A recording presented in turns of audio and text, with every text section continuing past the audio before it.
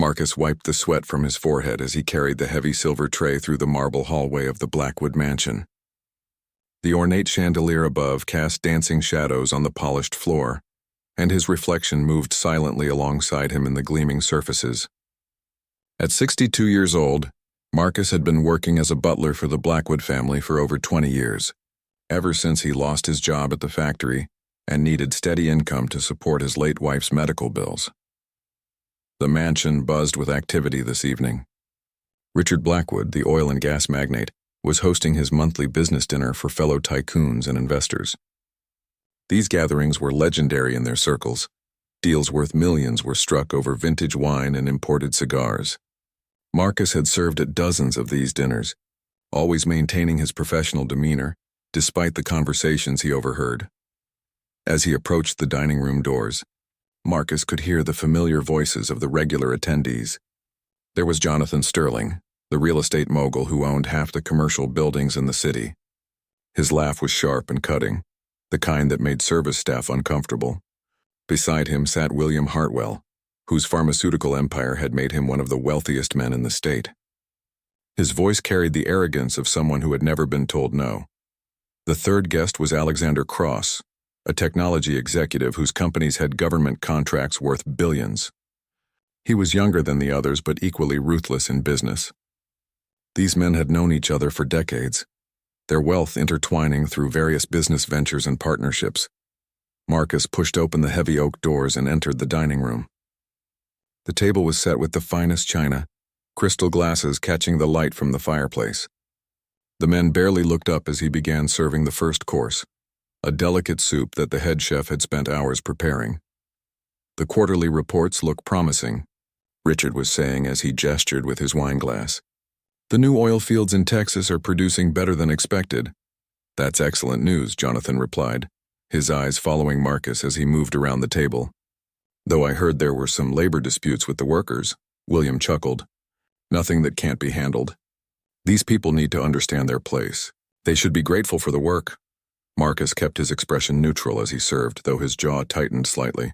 He had heard similar conversations countless times.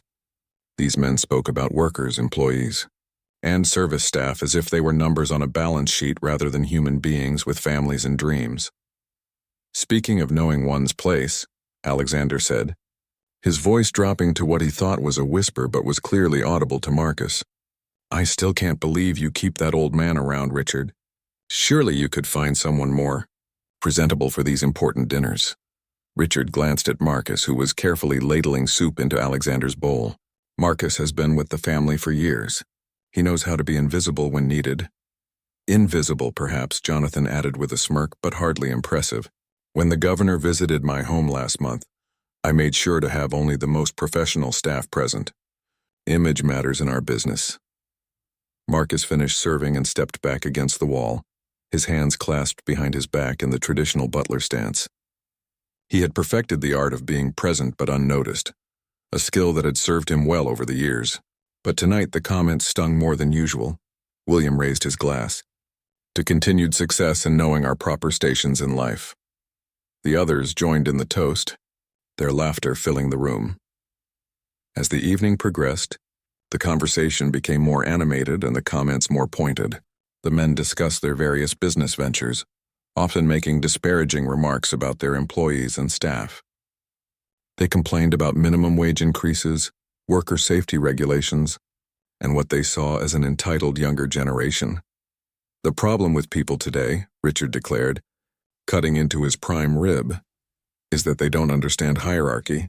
Everyone thinks they deserve respect without earning it. Exactly, agreed Jonathan. Respect is earned through achievement and success. Not everyone is cut out for greatness. Marcus continued his duties silently, refilling water glasses and clearing plates between courses. He had learned long ago that engaging with such comments would only lead to trouble. His job was to serve, not to participate in conversations or express opinions. But as the night wore on, the men's tongues loosened with alcohol, and their remarks became increasingly personal and inappropriate. They began making comments about Marcus directly, as if he couldn't hear them or as if his feelings didn't matter. You know what I've always wondered, Alexander said, leaning back in his chair as Marcus served the dessert course. How do these people stay so calm when they know their place is to serve others? Don't they ever have ambitions beyond this? William laughed harshly. Ambition requires intelligence and drive, Alexander. Not everyone is born with those qualities. The comment hung in the air like a toxic cloud. Marcus's hand trembled slightly as he set down the dessert plate, but he maintained his composure. These men had no idea about his life, his struggles, or the sacrifices he had made.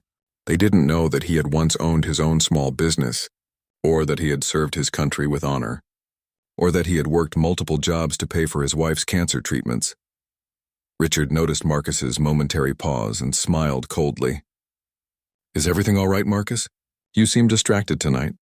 Everything is fine, sir, Marcus replied quietly, his voice steady despite the turmoil inside. Good, Richard said dismissively.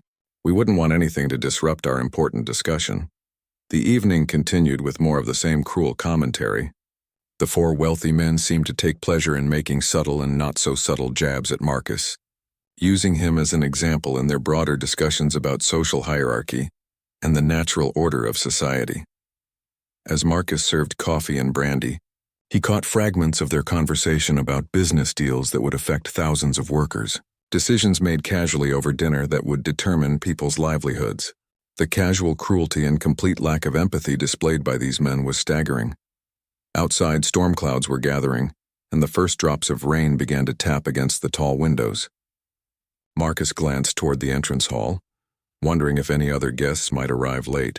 The evening was far from over, and he steeled himself for whatever additional humiliations might come. The rain outside had intensified into a full storm, with thunder rumbling in the distance and lightning occasionally illuminating the mansion's grand windows. Marcus continued his duties with practiced precision, though the weight of the evening's insults pressed heavily on his shoulders. He had endured worse in his life, but something about tonight felt different, more personal, more deliberately cruel.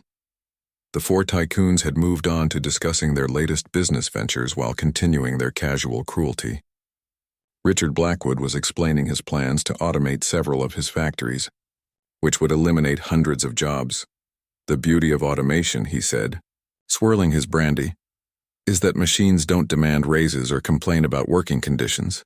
They simply do what they're programmed to do. Jonathan Sterling nodded approvingly. I've been implementing similar strategies in my real estate empire. Why pay a full maintenance crew when you can hire one person to oversee automated systems? The savings are remarkable. It's evolution, Alexander Cross added, his voice filled with self-satisfaction. The weak are naturally eliminated and the strong survive to prosper. It's basic economics. William Hartwell gestured toward Marcus, who was quietly polishing glasses at the sideboard. Take our friend here, for example. He represents an outdated model, manual labor when technology could easily replace him. But Richard keeps him around out of, what would you call it? Charity? Richard chuckled darkly. I suppose you could call it that. Sometimes it's amusing to have a living reminder of simpler times. Plus, he's trained well enough not to interfere with important matters. Marcus's hands continued their mechanical motion on the crystal glass, but his mind wandered to memories these men could never understand. He thought about his son, David, who had graduated from college with honors before joining the military. David had always been proud of his father's work ethic and dignity, never seeing shame in honest labor. The problem with people like that, Jonathan continued, apparently enjoying the game of speaking about Marcus as if he weren't there, is that they accept their limitations. They never try to rise above their station. Alexander leaned forward conspiratorially. I've heard that some of these older service workers actually believe they're entitled to pensions and health care. Can you imagine? As if serving drinks and cleaning up after successful people somehow earns them lifetime benefits. The men's laughter filled the room, a sound that seemed to bounce off the walls and echo back with increased cruelty. Marcus had heard enough conversations like this to know they were performed partly for his benefit, a deliberate psychological torture designed to reinforce their perceived superiority. But what they didn't know was that Marcus had served with distinction in Vietnam, earning a Purple Heart and a Bronze Star for his actions under fire. He had saved lives, shown courage under impossible circumstances, and returned home to build a life with the woman he loved. When his wife Sarah was diagnosed with cancer, he had sold his small auto repair shop and taken any job he could find to pay for her treatments. The butler position with the Blackwoods had been a lifeline during those dark years. The steady income and health insurance had made Sarah's final years more comfortable, though it hadn't been enough to save her. After she passed, Marcus had stayed on because the work was familiar, and the pay was decent even if the company was often unbearable. "You know what amazes me most?" William said, his words slightly slurred from the alcohol. "The complete lack of ambition. Look at him. Probably been doing the same job for decades without ever questioning whether he could do better." "Some people are natural servants," Richard replied with mock wisdom. "They find comfort in routine and following orders.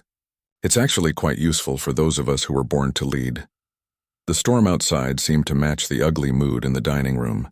Lightning flashed more frequently now, and the thunder was getting closer. Marcus glanced toward the windows, noting how the rain lashed against the glass like nature itself was angry at what was happening inside. As he moved to refill their coffee cups, Alexander deliberately shifted his chair to make Marcus reach awkwardly around him.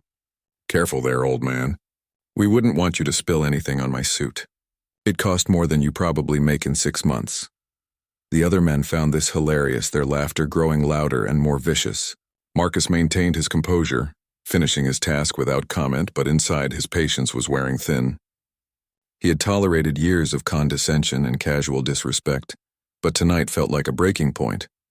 "I have to say, Richard," Jonathan observed, "your staff training is impressive. He hasn't said a word all evening despite our conversation. That takes real discipline. Or perhaps he simply has nothing interesting to say," William suggested with false concern. "Not everyone is blessed with the intelligence for meaningful conversation." Richard raised his glass in a mock toast. "To the natural order of things, leaders and followers, thinkers and doers. The successful and the serviceable." The men clinked glasses while Marcus stood silently by the wall, his hands clasped behind his back. But his mind was racing, thinking about all the things he wanted to say, all the truths these men needed to hear about real service, real sacrifice, and real dignity. The grandfather clock in the corner chimed 10 o'clock, its deep tones resonating through the tension-filled room. The storm outside was now directly overhead, with thunder and lightning coming almost simultaneously.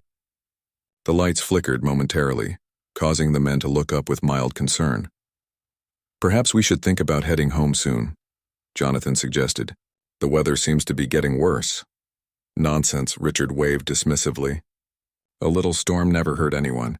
Besides, Marcus here can handle any inconvenience. That's what he's paid for." Alexander stood up and walked to the window, watching the rain streak down the glass. "You know, there's something almost poetic about a storm like this. Nature showing its power while we sit here in comfort, protected by our success and intelligence." "Speaking of intelligence," William said, turning toward Marcus with a cruel smile, "I'm curious about something.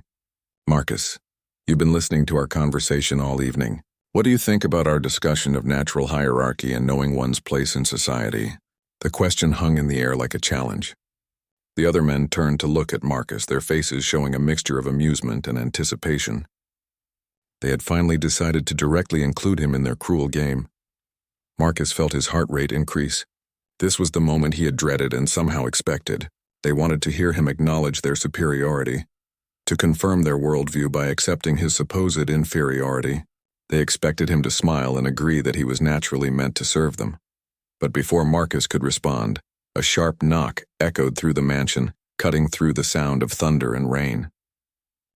The sharp knock at the front door cut through the tension in the dining room like a knife. The 4 wealthy men looked toward the entrance with surprise and mild irritation. They weren't expecting any additional guests, and the storm outside made it unlikely that someone would venture out unless it was urgent. "Are you expecting someone else, Richard?" Jonathan asked, glancing at his expensive watch. "No one," Richard replied with a frown. "Marcus, go see who that is. And be quick about it. We don't want to be interrupted by some door-to-door salesman or lost traveler." Marcus nodded and moved swiftly toward the front entrance, grateful for the temporary escape from the dining room's toxic atmosphere. As he walked through the marble hallway, another series of knocks echoed through the mansion. More insistent this time, urgent, but respectful. The butler straightened his shoulders and opened the heavy oak door. Standing on the covered porch was a young man in military dress uniform, despite the late hour and terrible weather. Water dripped from the edges of the porch roof, and lightning illuminated his face in brief, stark detail. The soldier was tall and lean, probably in his late 20s, with short-cropped hair and the bearing of someone accustomed to discipline and responsibility. His uniform was soaked from the rain, but he stood at attention with military precision. Marcus noticed immediately that this was a dress uniform, the kind worn for formal occasions or ceremonies. "Good evening, sir," the soldier said respectfully. "I'm Staff Sergeant David Coleman. I apologize for the late hour, but I'm looking for Marcus Coleman. I was told he works here." Marcus felt his heart skip a beat. David Coleman, his son, the boy he had raised to be a man of honor and integrity, who had joined the military to serve his country just as his father had decades earlier. But David was supposed to be stationed in Afghanistan. What was he doing here, and why was he wearing dress blues? "David?" Marcus whispered, his professional composure finally cracking. "Son, what are you doing here?" The young soldier's formal expression softened immediately upon seeing his father. "Dad, I've been trying to reach you for hours. There's something important I need to tell you. Something that couldn't wait." Marcus glanced back toward the dining room, where he could hear the muffled voices of the 4 Tycoons continuing their conversation. "Come in, son. Come in out of the rain." David stepped into the grand entrance hall, his boots clicking on the marble floor. He looked around at the opulent surroundings, the crystal chandelier, the expensive artwork, the polished surfaces that reflected the warm lighting. This was clearly a world of extreme wealth and privilege. "Dad, is this where you work?" David asked, his voice carrying a mixture of awe and concern. "Yes," Marcus replied quietly. "I'm the butler here. Have been for over 20 years. But son, you still haven't told me why you're here. Are you on leave? Is everything all right?" David's expression grew serious. "Dad, I need to tell you something, but first, are you okay? You look troubled." Marcus considered lying, maintaining the facade that everything was fine. But looking at his son, this strong, honorable young man who had grown up to serve his country with distinction, he couldn't bring himself to pretend anymore. "It's been a difficult evening," Marcus admitted. "The men I work for, they're not always kind. But never mind that now. Tell me why you're here." From the dining room came the sound of loud laughter, followed by Richard Blackwood's voice calling out impatiently, "Marcus, we're waiting for our coffee refills." David's eyes narrowed at the tone of voice directed at his father. "Is that how they always speak to you?" "Son, it doesn't matter. Please, tell me what's so urgent that you came here in the middle of a storm." David took a deep breath, his military training evident in how he composed himself before delivering important information. "Dad, I was granted emergency leave to attend a ceremony tomorrow. The Pentagon is awarding you the Soldier's Medal for your actions in Vietnam. New evidence came to light about what you did to save those civilians in the village. The Army has been trying to contact you, but they've been calling your old phone number." Marcus stared at his son in shock. The Soldier's Medal was one of the highest honors the Army could bestow for heroism, not involving combat with the enemy. He had never spoken to anyone, including David, about what happened in that Vietnamese village, how he had risked his life to evacuate families from a burning building while under enemy fire. "I don't understand," Marcus said slowly. "That was over 40 years ago. One of the Vietnamese families you saved immigrated to America years later," David explained. "Their son became a successful businessman, and he spent years trying to track down the American soldier who saved his family. He finally found the military records and contacted the Pentagon. Dad, you're being honored as a hero." Another shout came from the dining room, this time more aggressive. "Marcus, where are you? We have important guests here." David's jaw tightened. "Dad, who are these people? And why are they treating you like that?" "They're my employers," Marcus said quietly. "And they're having a business dinner. I need to get back to work." "No," David said firmly, his military bearing taking over. "Dad, you're an American hero. You served your country with honor, and you've worked hard your entire life with dignity. No one has the right to treat you with disrespect. Son, you don't understand. This is my job. I need this income." David placed his hands on his father's shoulders. "Dad, tomorrow you're going to be honored at the Pentagon by the Secretary of the Army himself. You're going to shake hands with generals and congressmen. You're going to be recognized as the hero you've always been. These people in there need to understand who you really are." From the dining room came the sound of chairs being pushed back and footsteps approaching. Richard Blackwood's voice carried down the hallway, loud and irritated. Marcus, if you're having some personal drama, handle it quickly and get back to work. We have important business to discuss. David's eyes flashed with anger. Personal drama? Is that what he just called this? The footsteps grew closer, and Richard Blackwood appeared at the entrance to the hallway, followed by the other 3 Tycoons. They looked at David with a mixture of curiosity and annoyance, clearly viewing him as an unwelcome interruption to their evening. Marcus, Richard said in a tone that suggested he was speaking to a disobedient child, we need you back in the dining room immediately. Whatever this is about can wait until tomorrow. David stepped forward, placing himself slightly in front of his father. His military posture was unmistakable. Shoulders back, chin up, every inch the professional soldier. The 4 wealthy men noticed the change in atmosphere immediately. Excuse me, gentlemen, David said in a voice that carried the authority of someone accustomed to command, despite his respectful tone. I'm Staff Sergeant David Coleman, United States Army. I'm here on official business regarding my father. The 4 men exchanged glances, clearly not expecting this development. They had spent the entire evening treating Marcus as less than human, and now they were faced with his son, a soldier in dress uniform who clearly wasn't going to tolerate their disrespectful behavior. Official business? Alexander Cross asked skeptically. What kind of official business could the Army possibly have with a butler? David's eyes moved deliberately from one man to another, taking in their expensive suits, their air of entitlement, and the dismissive expressions on their faces. His military training had taught him to read people quickly and accurately, and what he saw in these 4 men disgusted him. The official business, David said with calm precision, concerns my father's military service record and the recognition he's about to receive from the United States Army.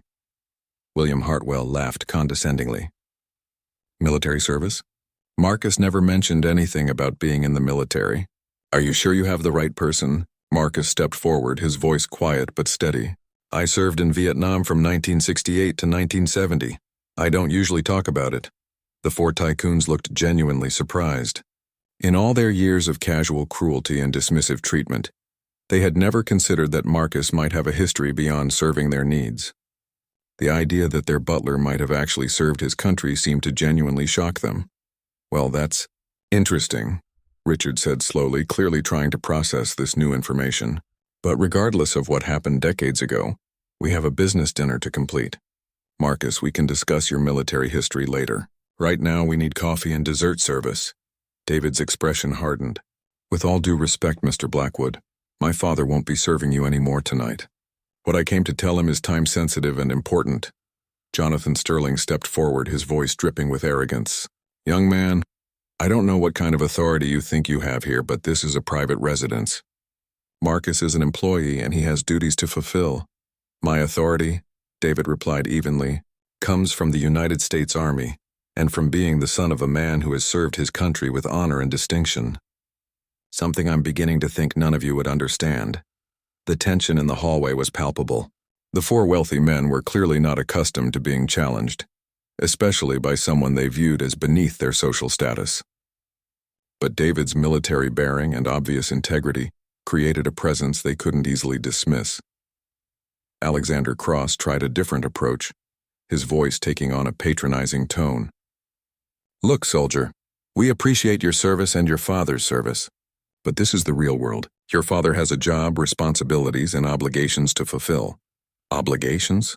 David repeated, his voice rising slightly. Let me tell you about obligations. My father has spent the last 20 years serving people who don't even see him as human. He's worked 60-hour weeks, missed family gatherings, and endured constant disrespect to provide for his family and maintain his dignity. Marcus placed a gentle hand on his son's arm. David, it's okay. This is just how things are. No, Dad, it's not okay, David replied firmly. And it's definitely not just how things are. These men need to understand exactly who you are and what you've accomplished. He turned back to the 4 Tycoons, his voice taking on the commanding tone of a military briefing. My father, Marcus Coleman, served 2 tours in Vietnam as an infantry soldier. He was wounded in action and received the Purple Heart. He saved the lives of 12 Vietnamese civilians, including 6 children during a rocket attack on their village. The men stood silently, clearly uncomfortable with this unexpected information. They had spent years viewing Marcus as a simple servant, and this revelation was challenging their entire worldview. Furthermore, David continued, tomorrow morning, my father will be at the Pentagon receiving the Soldier's Medal from the Secretary of the Army. This is one of the highest honors our nation can bestow for heroism. The ceremony will be attended by generals, congressmen, and members of the Vietnamese American community whose families my father saved. William Hartwell shifted uncomfortably. Well, that's commendable, of course, but it doesn't change the current situation. Marcus is still our employee. David's eyes flashed with controlled anger. Your employee? Is that what you call a decorated war hero who has served your family faithfully for 2 decades? Is that how you justify treating him like he's invisible? Now see here, Richard interjected, his own anger beginning to show. I don't appreciate being lectured in my own home by some soldier who doesn't understand the complexities of business relationships. Business relationships? David repeated incredulously. Is that what you call spending an entire evening making cruel jokes about my father while he served your dinner? Is that what you call deliberately humiliating him for your entertainment? The 4 men exchanged uncomfortable glances. They hadn't realized their conversation had been overheard, or perhaps they simply hadn't cared. The idea that someone might hold them accountable for their behavior seemed foreign to them. You were listening to our private conversation? Alexander asked defensively. Private? David's voice was filled with disbelief. You were talking about my father while he was standing 3 feet away from you. You made jokes about his intelligence, his ambitions, and his place in society. You treated him like he was furniture, present but not worthy of basic human consideration. Marcus had never seen his son this angry. David had inherited his father's sense of justice and dignity, but he also had the military training and confidence to stand up for what was right. The contrast between his son's righteous anger and the 4 men's defensive discomfort was striking. Jonathan tried to regain control of the situation. This is getting out of hand. Marcus, you need to handle your son and get back to work. We have important business to complete. Important business? David laughed bitterly. I heard some of your important business while I was standing outside waiting for someone to answer the door. You were discussing how to eliminate jobs and reduce worker benefits. You were celebrating your ability to make decisions that will destroy families' livelihoods. That's business, William replied coldly. Sometimes difficult decisions have to be made for the greater good of the company. The greater good? David stepped closer, his voice dropping to a dangerous whisper. The greater good would be treating people with basic human decency. The greater good would be recognizing that the man who has served your family faithfully for 20 years deserves respect, not ridicule. The storm outside seemed to echo the tension inside, with thunder rumbling overhead and rain lashing against the windows. Lightning illuminated the hallway intermittently, casting dramatic shadows that made the confrontation even more intense. Richard Blackwood's face was red with anger and embarrassment. I think it's time for you to leave, soldier. This is a private matter between employer and employee. David stood his ground. Actually, Mr. Blackwood, I think it's time for all of you to understand something very important. Tomorrow, when my father is being honored at the Pentagon, there will be news crews present. The story of his heroism will be featured on national television and in newspapers across the country. The 4 men suddenly looked very uncomfortable, clearly understanding the implication of David's words. The story, David continued relentlessly, will include details about his life after military service. How he worked multiple jobs to pay for his wife's cancer treatments, how he sacrificed his own business to care for his family, and how he has spent the last 20 years serving others with dignity and honor. Marcus watched his son with growing pride and amazement. David had grown into the kind of man any father would be proud of, strong, principled, and willing to stand up for what was right, regardless of the consequences. The silence in the hallway was deafening. The 4 wealthy men stood frozen, the implications of David's words sinking in like stones dropping into deep water. The idea that their treatment of Marcus might become public knowledge clearly terrified them more than any business loss ever could. Now wait just a minute, Richard stammered, his earlier arrogance replaced by visible panic. There's no need for any of this to become public. This is all just a misunderstanding. David's expression remained stone cold. A misunderstanding? You spent the entire evening discussing how people like my father are naturally inferior. You made jokes about his intelligence and ambition, You treated him like he was less than human. What exactly did I misunderstand? Jonathan Sterling stepped forward, his hands raised in a gesture that was meant to be conciliatory but came across as desperate. Look, we may have gotten carried away with our conversation tonight. Business dinners can get unspirited. We certainly didn't mean any personal offense. Spirited? Marcus finally spoke, his voice quiet but filled with decades of suppressed emotion. Gentlemen, I've worked for you for 20 years. I've served your meals, cleaned your messes, and listened to your conversations. Tonight wasn't different from any other night. It was just the first time someone was here to witness it. The truth of Marcus's words hit the four men like a physical blow. They had been treating him with casual cruelty for years, secure in the knowledge that he was powerless to do anything about it. They had never considered that their behavior might someday have consequences. William Hartwell's face had gone pale. As someone with government pharmaceutical contracts, the last thing he needed was negative publicity about his treatment of employees. Marcus, surely you understand that we've always valued your service to the family. We've provided you with steady employment and good benefits. Good benefits. David's voice rose dangerously. You mean the privilege of being insulted and degraded while serving people who see him as subhuman? You call that a benefit? Alexander Cross tried a different approach, his technology executive mind racing for a solution. Perhaps we can resolve this situation amicably.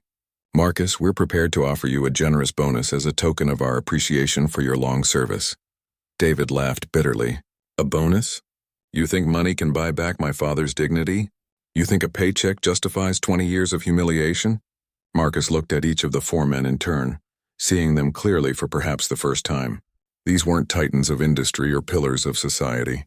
They were small, petty men who had built their sense of superiority on the systematic degradation of others. Mr. Blackwood, Marcus said slowly, when I started working here, I was grateful for the job. I needed the income to pay for my wife's medical treatments. I told myself that serving others was honest work, that there was dignity in it if I did it well. Richard nodded eagerly, sensing an opportunity. Exactly. There is dignity in honest work. We've always respected that. No, Marcus continued, his voice growing stronger. You never respected it. You never respected me. You saw me as a convenience, a piece of furniture that happened to be able to move and serve drinks. You never once asked about my life, my family, or my experiences. In 20 years, you never showed the slightest interest in me as a human being. The four men shifted uncomfortably, unable to meet Marcus's steady gaze. The storm outside seemed to be intensifying, with lightning flashing more frequently and thunder rolling continuously overhead. David pulled out his cell phone and began scrolling through his contacts. Dad, I think it's time we called the Pentagon liaison officer. He wanted to speak with you tonight about tomorrow's ceremony and the media interviews. Media interviews? Jonathan's voice cracked slightly. Oh yes, David replied with grim satisfaction. The Army Public Affairs Office is very interested in my father's story. A Vietnam veteran who continued serving his community through decades of quiet, dignified work. They think it's exactly the kind of positive story America needs to hear. Alexander stepped forward desperately. Surely there's no need to involve the media in a private employment matter. This is between Marcus and his employers. Private? David looked at him incredulously. You made it public when you chose to humiliate my father in front of each other for entertainment. You made it public when you decided his dignity was worth less than your amusement.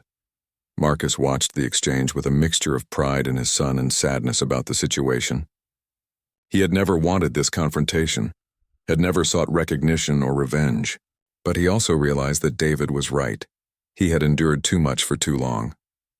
Gentlemen, Marcus said quietly, I want you to know that I never hated any of you. I felt sorry for you. I saw how empty your lives were, how you needed to tear down others to feel superior. I pitied you because despite all your wealth and success, you never learned the most basic human values. William's pharmaceutical empire had made him skilled at damage control, and he desperately tried to salvage the situation. Marcus, we're all successful businessmen here. Surely we can work out some arrangement that benefits everyone, perhaps a promotion or a significant raise or even a partnership in one of our ventures. David shook his head in disgust. You still don't understand. This isn't about money. This is about human dignity and respect. You can't buy those things. And you certainly can't buy back 20 years of cruelty. Marcus straightened his shoulders and began removing his white butler's gloves. the same gloves he had worn for 20 years while serving these men. The simple gesture carried profound symbolism. He was shedding not just the physical uniform of servitude, but the role itself. "Mr. Blackwood," Marcus said with quiet dignity, "I resign from my position, effective immediately." The four men watched in stunned silence as Marcus carefully folded the gloves and placed them on the marble table beside the entrance. 2 decades of faithful service ended with that simple action. Richard's voice was barely a whisper. "Marcus, you don't have to do this. We can work something out. I'm sure we can come to an understanding." "Understanding?" Marcus looked at him with sad eyes. "Mr. Blackwood, the understanding should have come 20 years ago. It should have come the first time you spoke about me as if I wasn't there. It should have come when you realized that I was a human being with feelings, experiences, and dignity." David stepped beside his father, his military bearing a stark contrast to the 4 wealthy men who now seemed to shrink before them. "Dad, the car is waiting outside. We need to get to Washington tonight so you can prepare for tomorrow's ceremony." Jonathan Sterling made one last desperate attempt. "Marcus, think about what you're doing. You're walking away from a stable job, from financial security. At your age, finding new employment won't be easy." Marcus smiled for the first time all evening, a genuine expression of peace and relief. "Mr. Sterling, I'm not walking away from security. I'm walking toward dignity. I'm 62 years old and I've spent too many years compromising my self-respect for a paycheck." "But what will you do?" William asked, his pharmaceutical mind still trying to calculate outcomes and solutions. David answered for his father, pride evident in every word. "My father is a decorated war hero who will be nationally recognized tomorrow. Do you really think he'll have trouble finding people who want to work with a man of his character and integrity?" The storm outside was finally beginning to subside, the thunder growing more distant and the rain softening to a gentle patter against the windows. It seemed symbolic of the change happening inside the mansion. Alexander Cross, his technology executive instincts still focused on damage control, made one final plea. "Look, this whole situation has gotten out of hand. Marcus, you've been a valuable employee for 20 years. Surely we can put this behind us and move forward with a better understanding." Marcus shook his head slowly. "Mr. Cross, you can't suddenly develop respect for someone after 20 years of contempt. Respect isn't something you can negotiate or purchase. It's something that should have been given freely from the beginning." The irony wasn't lost on any of them. These 4 men, who controlled billions of dollars and influenced countless lives, were powerless in the face of one man's simple dignity and his son's unwavering support. Richard Blackwood, his face red with a mixture of embarrassment and anger, tried one last time to assert his authority. "If you walk out that door, Marcus, don't expect any references from us. Don't expect us to speak positively about your employment here." David's laugh was sharp and cutting. "References? Mr. Blackwood? By this time tomorrow, my father will have been honored by the Secretary of the Army, interviewed by national news outlets, and recognized as an American hero. He won't need your references. If anything, you'll be trying to distance yourselves from how you treated him." The truth of this statement hung in the air like smoke from an extinguished fire. The 4 men finally understood the full implications of the situation. Their treatment of Marcus wasn't just morally wrong, it was about to become a public relations nightmare. Marcus walked to the coat closet and retrieved his simple jacket, the same one he had worn to work thousands of times. As he put it on, he looked around the mansion's grand entrance one last time. "Gentlemen," he said with quiet finality, "I hope someday you learn that a person's worth isn't determined by their job title or bank account. It's determined by how they treat others, especially those who can't fight back." David opened the front door and cool, fresh air swept into the mansion. The storm had passed and stars were beginning to appear between the breaking clouds. "Dad," David said softly, "your ride to recognition and honor is waiting." As they walked toward the door, William Hartwell called out desperately, "Marcus, wait. What if we apologize? What if we make this right?" Marcus paused at the threshold and turned back one last time. "Mr. Hartwell, an apology given only when there are consequences isn't really an apology. It's just damage control. True apologies come from understanding the harm you've caused and genuinely wanting to change." The 4 men stood helplessly in their expensive suits in the marble hallway, watching as Marcus Coleman walked out of their lives forever. They had lost more than just a butler. They had lost the chance to learn from a man who had shown them true dignity and grace under pressure. Outside, a black sedan waited in the circular driveway. David opened the passenger door for his father, a gesture of respect that the four men inside the mansion had never thought to show. As the car pulled away, Marcus looked back at the mansion one last time. He felt no anger, no bitterness, only a profound sense of relief and anticipation. Tomorrow, he would be recognized for his heroism in Vietnam. But tonight he had shown a different kind of courage. The courage to stand up for his own dignity. After 20 years of silent endurance, the four Tycoons watched from the windows as the taillights disappeared into the night. They were left alone with their wealth, their arrogance, and the sudden, uncomfortable realization that true power comes not from money or status, but from treating others with respect and maintaining one's integrity, regardless of circumstances. In the morning, newspapers across the country would carry the story of Staff Sergeant Marcus Coleman's heroism in Vietnam and his quiet dignity in civilian life. The four men would read these stories and realize they had been in the presence of genuine greatness for 20 years without ever recognizing it. Their cruel words and casual contempt had been directed at a man who embodied the very best of American values: service, sacrifice, and dignity in the face of adversity. Marcus Coleman had served his country with honor in war and continued serving with dignity in peace.